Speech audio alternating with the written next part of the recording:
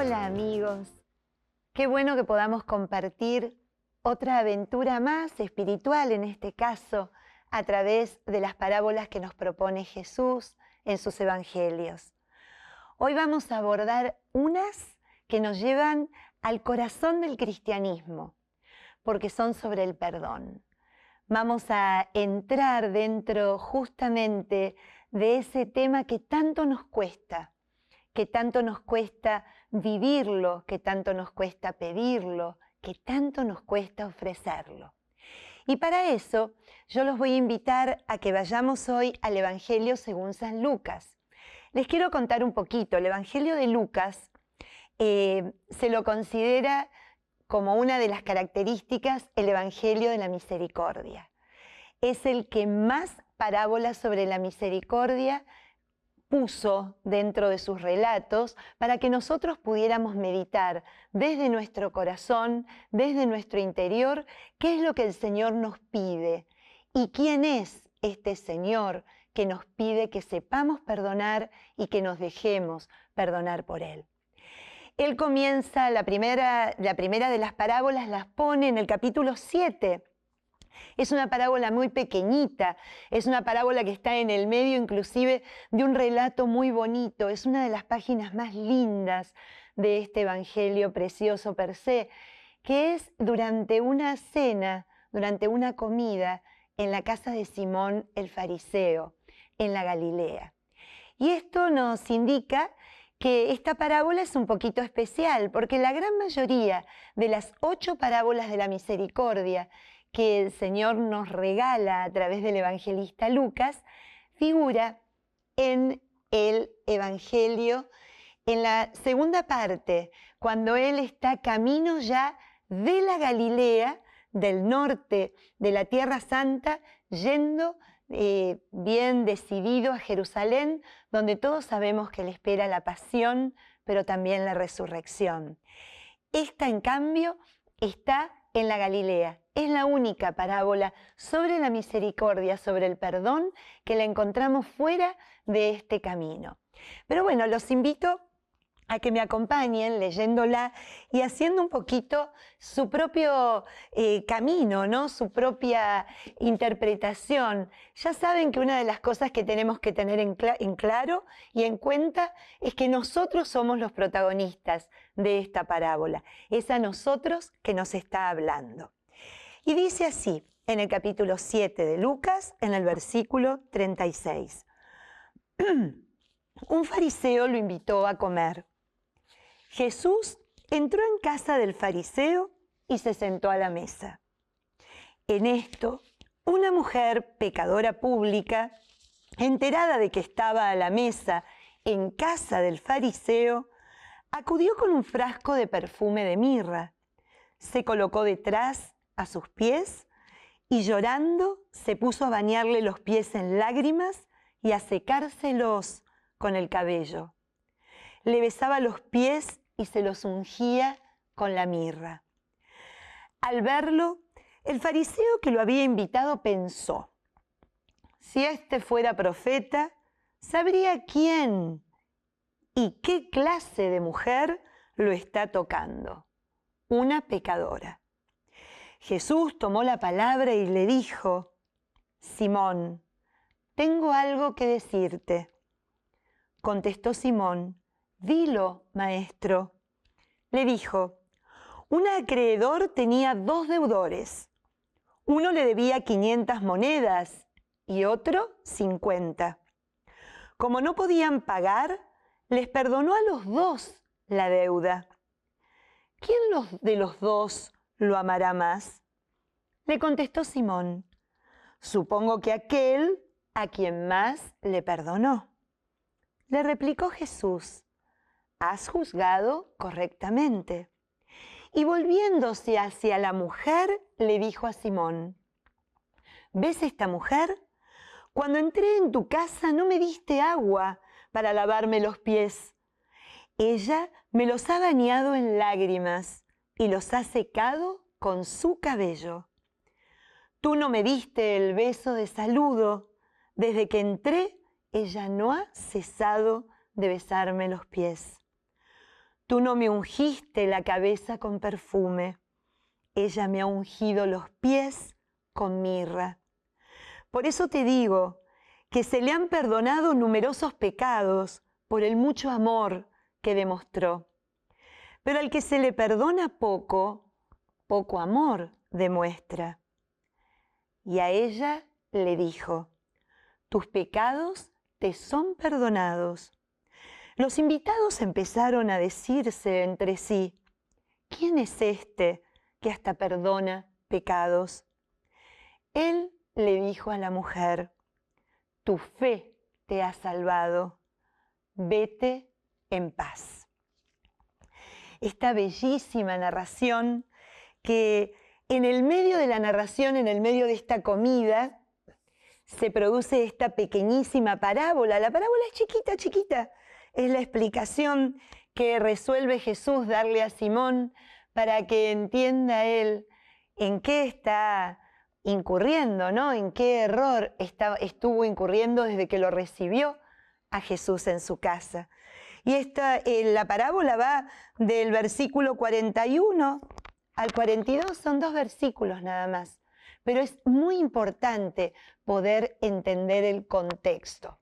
Y es más importante también escuchar la palabra, lo que nos dice, y también interpretar, como nos enseña la Iglesia, y escuchar aquello que no nos dice. Fíjense que lo que se acostumbraba en aquellos lugares, especialmente en la Galilea, esto estaría más o menos por la zona de Cafarnaúm, era cuando se hacía un banquete, cuando se hacía una fiesta, las casas eran demasiado pequeñas para contener a toda la multitud y el gentío de invitados a los que se hacía participar. Entonces se hacía delante de las casas, en esos patios internos que estaban dentro del límite de lo que era la propiedad del anfitrión, se hacían allí, se colocaban las mesas. Entonces, claro, si usted venía caminando por la calle, cualquiera que estaba por ahí dando vueltas, veía la fiesta, podía darse cuenta quién era el homenajeado, que había algo que generaba una celebración. Eso es importante que tengamos en cuenta, porque fíjense que yo en un momento les conté, cuando reflexionamos la parábola del banquete, lo importante que era para un judío invitar a alguien y sentarlo a su mesa. Era como una invitación a la comunión, ¿no? Era ya ser parte uno del otro. Acá no vemos que sea ese el sentir de Simón. Vemos más a un Simón preocupado porque Jesús le dé la reputación y el valor a su persona, más que él demostrarle cuánto vale la persona de Jesús para él, cuánto vale y qué importante es tenerlo en su casa. Cada vez que pienso en esto, pienso en lo contrario que hizo Zaqueo, ¿no? Que se llenó de alegría. Pero este Simón no mostraba estos gestos de amabilidad, que van a ser un poco aquellos gestos que Jesús, comparando lo que hace la mujer con él a lo que Simón no hizo con él, le muestra dónde estaba su intencionalidad al sentarlo a su mesa. Volviendo un poco al relato de lo que ocurría en aquel entonces, estas mujeres, que habitualmente eran mujeres públicas, eran prostitutas, eran justamente las que más atentas estaban a los momentos donde se desarrollaban banquetes en la casa de los poderosos, porque era justo casi al finalizar el banquete donde ellas podían acudir y obtener clientes. Estas mujeres, muchas de ellas, me gusta hacer esta salvedad, eran prostitutas porque habían caído en la necesidad de ejercer esa profesión, de tener esa actividad debido a su situación social. Algunas eran viudas, y no es como ahora que cuando uno enviuda puede quedar a lo mejor al amparo de una pensión que le deja el marido. Ellas, si no tenían hijos varones, quedaban completamente a la intemperie, quedaban completamente fuera de toda protección. Muchas de ellas también habían sido repudiadas por su familia o habían caído en la pobreza, y era por esa razón que tenían que prostituirse. Fíjense lo que va a ocurrir, porque es tan lindo ir entrando en detalle a lo que la palabra nos regala, ¿no? Este fariseo que compone todo ese stage, todo ese escenario para favorecerse a sí mismo. Y irrumpe en ese escenario esta pecadora. Y el fariseo, que de alguna manera representa a todos aquellos fariseos que a lo largo del Evangelio siempre están viendo a ver qué hace Jesús, qué actitud toma con respecto a alguien que se considera impuro o alejado de la ley de Moisés, ¿no? Y por ende, que ni siquiera te puede tocar porque te contagia su pecado, su impureza. Entonces está mirándolo. Y fíjense lo que hace esta mujer. No emite ni un solo sonido. Solo es la creadora de un encuentro tan especial, de un encuentro que está asignado por todo lo que le ofrece, entre otras cosas, la mirra, que, déjenme decirles, era un perfume carísimo.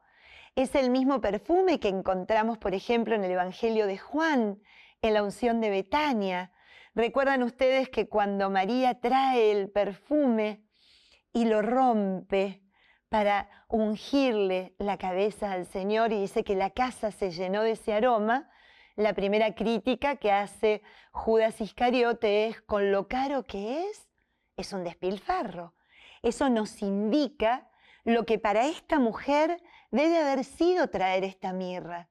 Probablemente fue la mirra que acumuló a lo largo de su vida, centavito a centavito, de lo que podía ir juntando para comprarla y usarla en el momento de su muerte.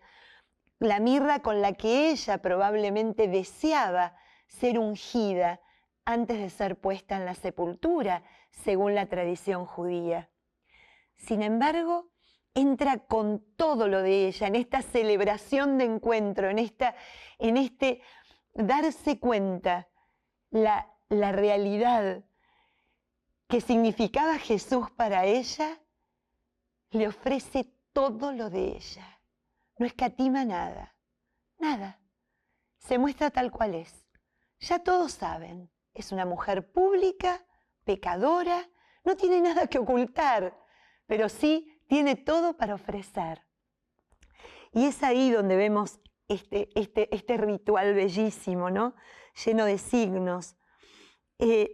Acude con la mirra, se coloca detrás. Recuerden que esto de ponerse detrás era porque en la mesa no se sentaban en una silla, sino que estaban en camastros, ¿no? Recostados, apoyados sobre el codo izquierdo para poder acceder a lo que estaba en la mesa y comer. Entonces ella se pone detrás, se pone en un lugar donde a ella le importa actuar y saber lo que le está ofreciendo al Señor por todo lo que ella ya sabe, por fe que el Señor le ofreció a ella en su corazón, que fue el perdón. Entonces, analicemos, ¿no? Se colocó detrás, a los pies, le lava los pies, se los seca con sus cabellos, se los besa intensamente y se los unge con esta mirra.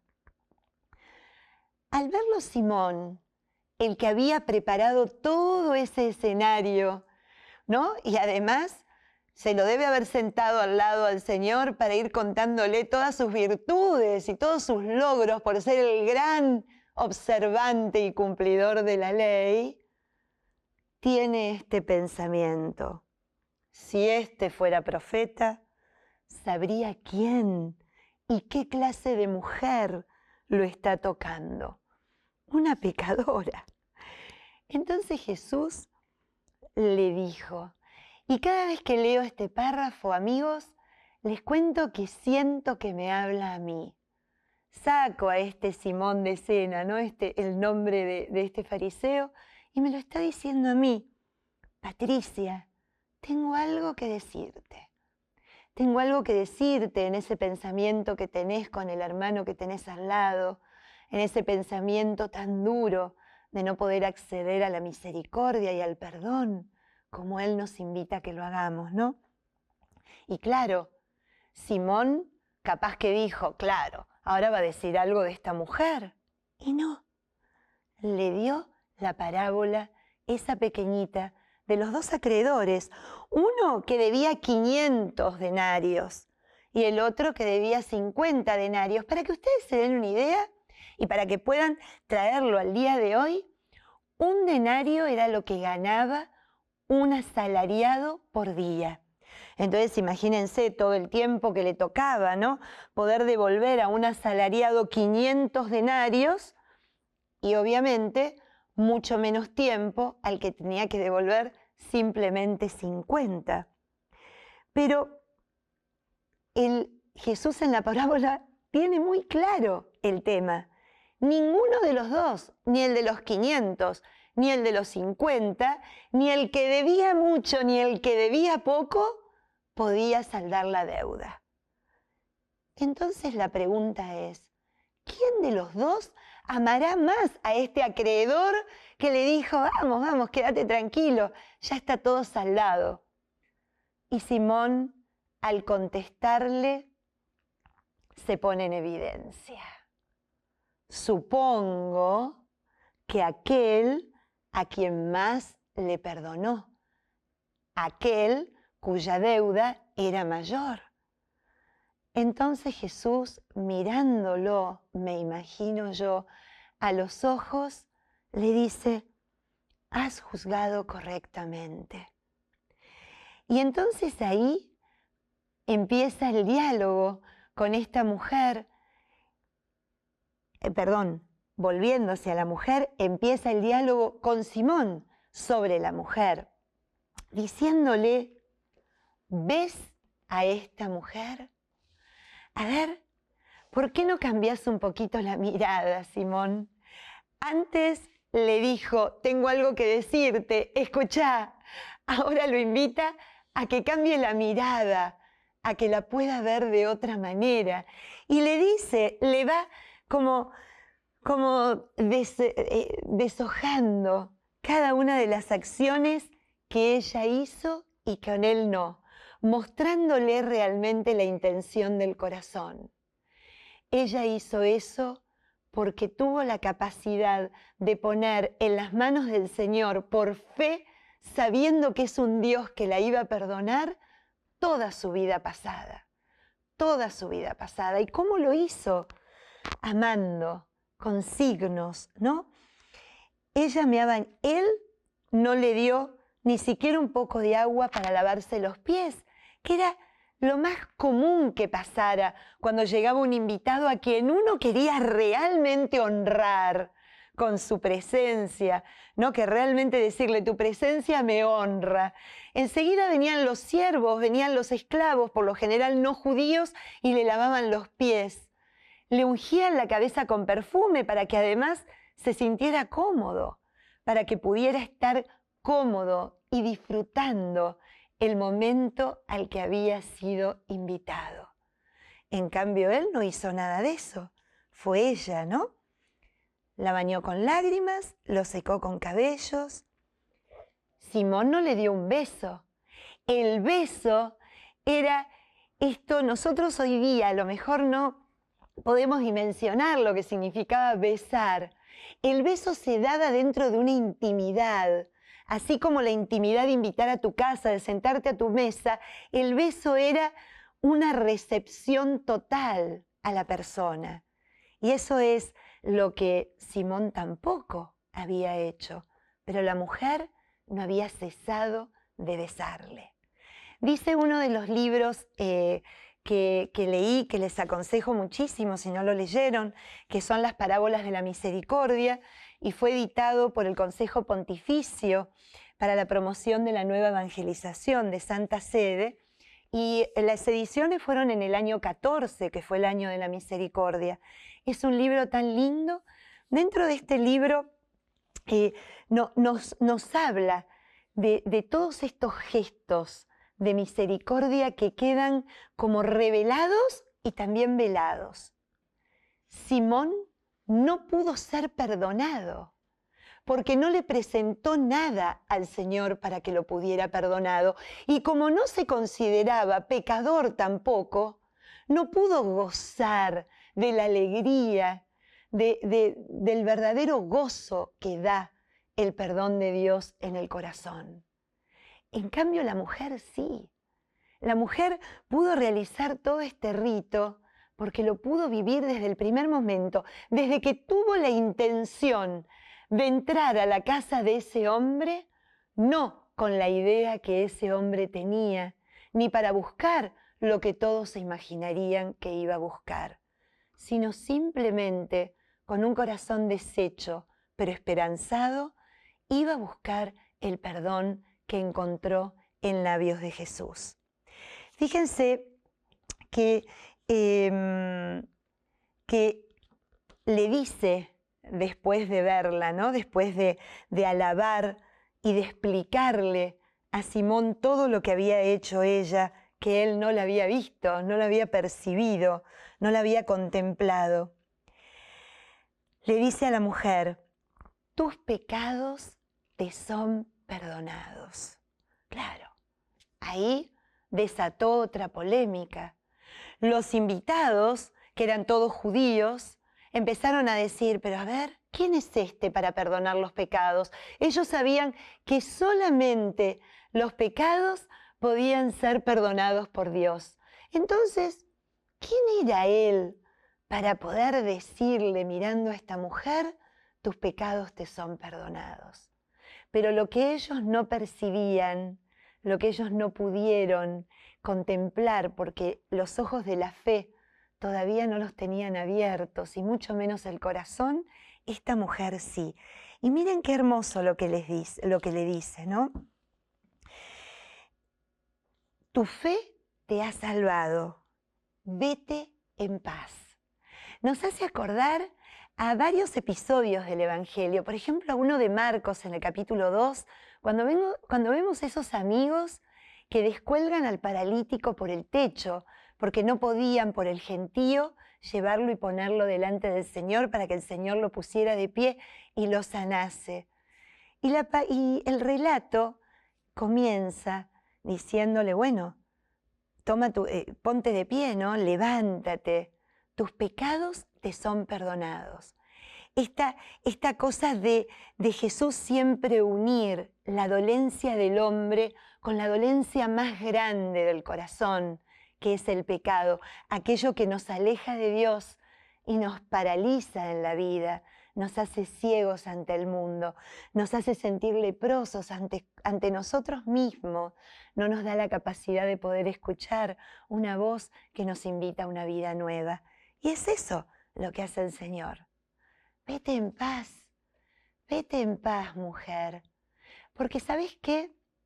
Con tu pasado ya no podemos hacer absolutamente nada, pero en el futuro tenés todo por hacer, porque en esta paz va la responsabilidad de quien se siente perdonado, se siente nuevamente reconciliado, se siente nuevamente incluido en esta fiesta de Dios.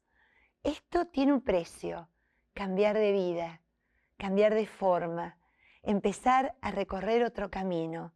Y esa es la paz a la cual está llamada esta mujer. Fíjense que uno ni se siente pecador y tampoco se siente perdonado. Yo me pongo a pensar qué nos dice a nosotros hoy. ¿Qué nos dice a nosotros donde con tanto relativismo, donde todo puede ser, todo puede pasar, y bueno, si lo hacen todos, tan mal no debe estar, ¿no? Esta cosa de que nos cuesta tanto.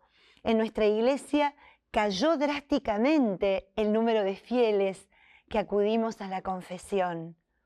Entonces, yo los invito, porque me invito a mí misma, a ponerme delante del Señor cuando a veces no sé cómo recibirlo en mi vida, cuando a veces también lo utilizo a Él porque me da chapa. Qué bueno que sea una católica buena, qué bueno, va a la misa todos los días, tiene a cargo unos cuantos grupos de Biblia. Mirá, está en EWTN explicando las parábolas de Jesús. Debe de ser extraordinaria. ¿Y saben qué? Jesús todos los días me agarra en mi cuarto a solas, como dice Mateo, cuando entro en oración con él y le abro mi corazón. Y me dice, Patricia, tengo algo que decirte, porque hay veces que le abro el corazón para llevarle lo que me dolió que otros me hicieron a mí. Pero no tengo ese énfasis, ese poder, esa convicción de pensar en lo que yo a lo mejor le hice a tantos en ese día que acababa de terminar. Así que sintámonos nosotros que estamos allí, en esa fiesta, pero en lugar de ser invitados ocasionales, de ser un escenario ocasional, de ser algo que bueno, tenía que pasar, porque en definitiva, cuando Jesús se levantó de ahí, el que se fue contentísimo, porque lo había tenido en su casa, pero no en su corazón, fue el fariseo. Yo me quedo con la mujer, me quedo con esta mujer, con un corazón abierto, con un corazón que todos conocían, roto, despellejado, ¿no? Sin saber bien qué hacer con su pasado, me quedo con ella, aventurándome al futuro, que con Cristo estoy segura que va a ser extraordinario. Bueno, seguiremos en otra oportunidad entrando y compartiendo una parábola más del Señor, esa que nos mueve el corazón. Chao.